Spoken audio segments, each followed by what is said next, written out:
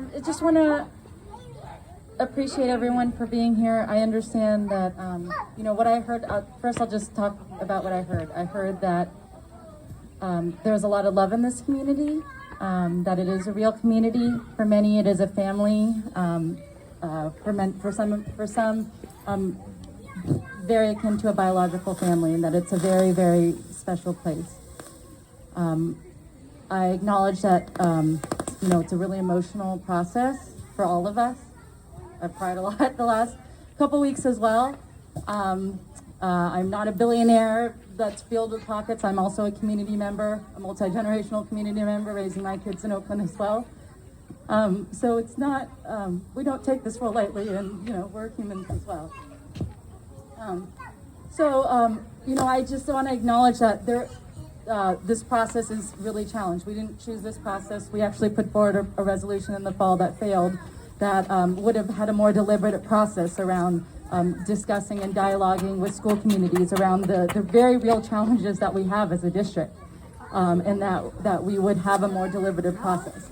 But that did not pass, and this is what we received. We also did not choose a list. That's what was recommended to us by staff, and we have been going through this process around understanding the complexity of the very real situation we are in fiscally, and also understanding the human nature around how challenging it is for families and school communities to even have this dialogue in the midst of a pandemic. So what I will say is that I think, and I'll let Sam speak for himself, I think that we recognize there are some, because it has been a rush process, there has been some challenges in some of the proposals that have been put forward by the staff. And also that we believe that we have concerns around the district's capacity around executing and implementing the long list of schools. So I will say that that there are certainly some challenges in the current proposals, including the Manzanita campus one. But I think the idea that we can continue to go on with no cuts and no closures as a system, as a district, even with the $1 billion surplus that's happening at the state, I understand the irony. I have been at the state testifying for, for our ability around curbing charter management and growth, around advocating for more funding. But it's not going to be enough for us to be able, the decline that we're seeing as a city because of gentrification is real, and it's a systemic failure. It is a racist system. I understand all of that, but I just want to say that unfortunately, it's not going to be possible for us to continue to operate the number of schools that we have. Now, that doesn't justify that this process is okay and that all of the proposals are okay, but I just want to recognize and acknowledge that we do have a very real fiscal challenge that we do have to grapple with. And I understand there's better ways that in terms of process, and unfortunately, we have some very real challenges, and that we have, for us to be able to invest in our schools and resource our schools and invest in our amazing and dedicated employees and staff, that we are going to have to make some very. We will not take a raise on the back of our students. But all of that to say is that. Yeah, don't be a politician. Fix it. We need our politicians to do the real work. I want to thank you all again, and I will pass it over to my colleague, Director Davis. Yeah, I just want to thank everyone for coming out and for inviting me to hear your testimony. I hear the love. I see a lot of faces of people that I love from a long time ago, and I heard all of the just what the school means to you, and like you said, that it's a family here. It's an amazing school. I think, just speaking specifically to that piece around charters, I think, this is the kind of school that families choose instead of a charter. This is, gets ranked top, like, I want to come to this school. That's the kind of school that we need in Oakland.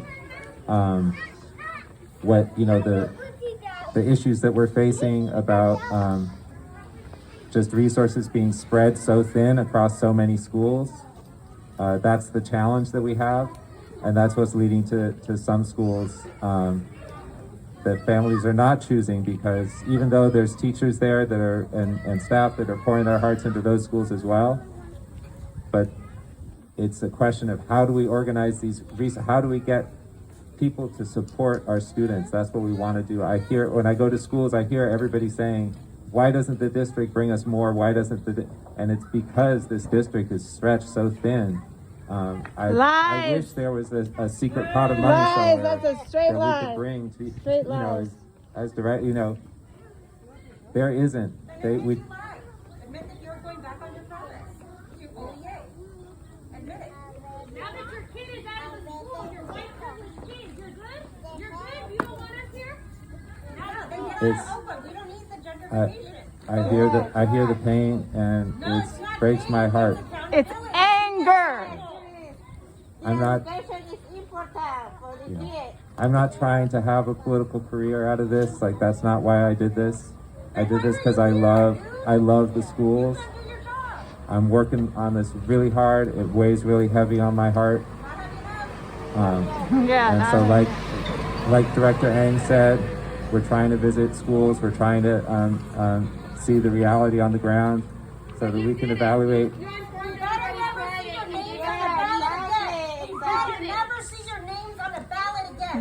So that we can look at this recommendation, this long list of schools that came from the superintendent, and figure out how to handle it. It's important for a lot of schools living open.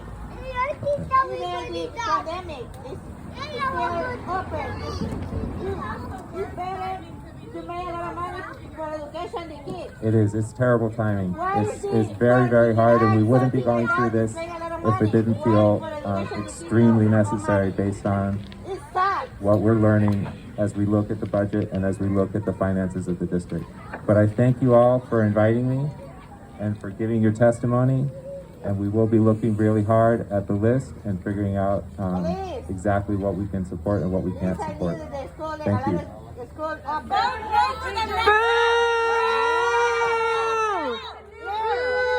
I guess our directors need some help figuring out the budget. So let's see. Fire John Sasaki, get rid of the public relations department. Stop giving our superintendent giant raises and sabbaticals. What else? What else? Come on. Yeah.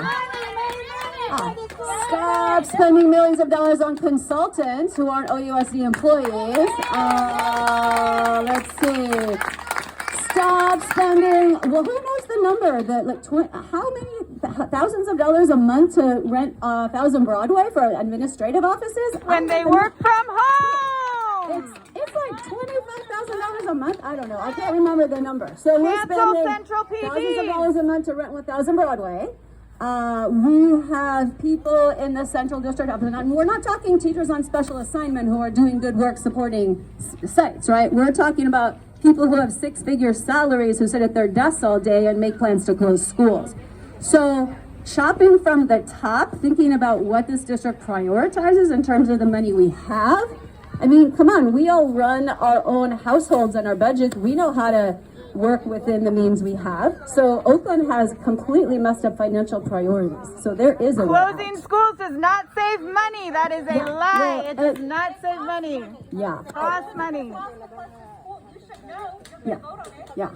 And we keep talking about declining enrollment, but we know that when schools are closed, families take their kids out of Oakland, which it further declines the enrollment. Charter schools take over our spaces. Families send their schools to charter schools because it's a cycle. We all know this. So there is a way out, is to stop doing what we've been doing all these years. Yeah. I don't even know what else to say. No school closures. Because it's not Yeah. for everybody. Thank you for coming. I really appreciate your baby is beautiful, Director Eng. I'm glad I got a peek. And we all just really urge you to think long and hard between now and Tuesday night. And you're going to need to live with whatever decision you make on Tuesday night. And we'll all be watching and listening. We're following your careers. We're following you. You claim to represent Oakland? No, you don't. Don't come into my city. Don't come into anybody's city acting like you know what's best. Admit that you don't, and admit that you failed at your job, and we better never see your names on the ballot again. Can you promise that you don't know your job? Yeah. And you'll never run again? Can you promise that at least? Yeah, very good job. All right, thank you. Thanks everybody for being here. Thank you.